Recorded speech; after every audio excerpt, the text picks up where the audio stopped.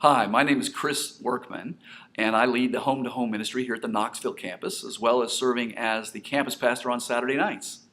And thank you for letting me be a part of your group discussion.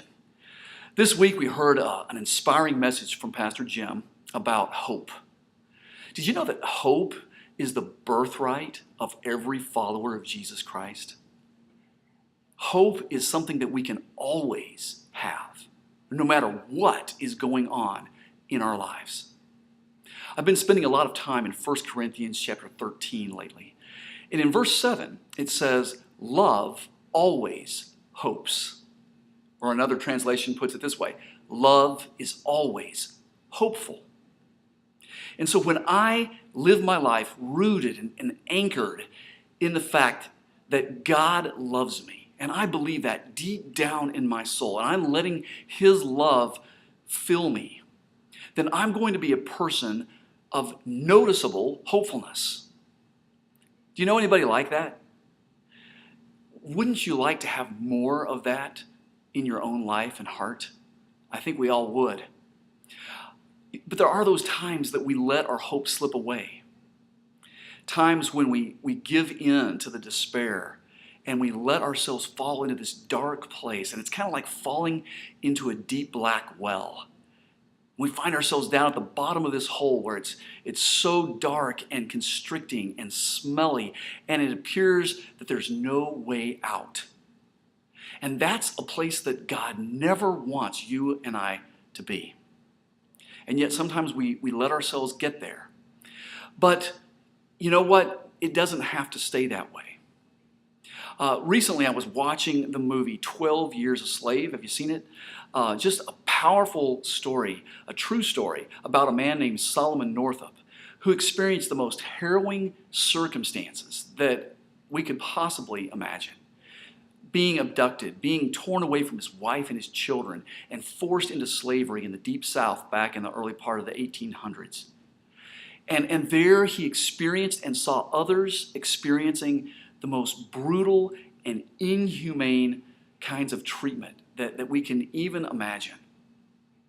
And yet the thing that really impressed me as I'm watching this movie and seeing what he was going through was the fact that he never gave up hope. Other people around him were despairing of hope. They were despairing of life. They were coming to a place where they didn't think they had any possibility of ever experiencing joy again. And it would have been so easy for him to go there with those people, but he didn't. He refused to let go of the hope that someday he was going to regain his freedom, even though he really had no objective reason to believe that. He had no plan for how he could do it. And so I think that it's so important to realize that when a person loses hope, they've really lost everything. But as long as a person holds on to hope, they can endure almost anything. Now, as believers, that God came for us in love, in the person of Jesus, and that He Himself suffered incredibly unjust treatment and was executed and yet rose again, gives us a different kind of hope, a different grade of hope than other people in the world who don't believe that. In fact, the Apostle Peter referred to it as a living hope in 1 Peter chapter 1. You see, the reason that we can have a different kind of hope is that, first of all, we believe that God has a plan, and that it is a good plan, even though there will be bad things that happen in our lives and the lives of others that are near to us. We believe that God is working out a plan that is ultimately good for not only us, but others and His world. And secondly, we believe that with God, all things are possible, meaning that He can work out that plan. And that gives us a different kind of hope. It's one that's not based on our own determination or our own strength or ingenuity or ability to figure things out and fix them.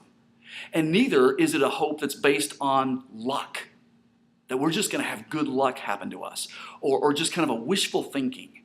In other words, it's not the same as just hoping that it doesn't rain on the day of the big picnic. But instead, our hope is based on the fact that we believe historically that Jesus Christ beat death and walked out of his tomb. And the evidence for that belief is so compelling and so strong that it gives us reason to hope, because we know that Jesus can use that same resurrection power in our own lives, in our own circumstances, as well as the fact that God's plan for us goes way beyond this life.